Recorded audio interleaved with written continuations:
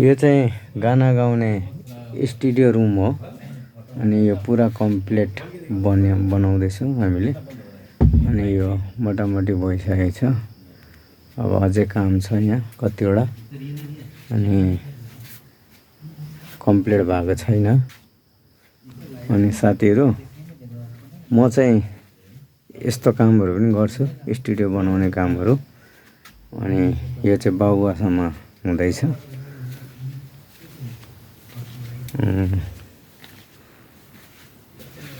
कसैले पनि गाना गाउनु, रेकर्डिङ गर्नु या अथवा यस्तो स्टुडियो रुमहरू बनाउनु छ भने तपाईहरुले भन्नु सक्नुहुन्छ। अनि यो पुरा कम्प्लिट भयो भने चाहिँ म मजाले एकदम राम्रो पाराले भिडियो बनाउँछु। अनि यहाँ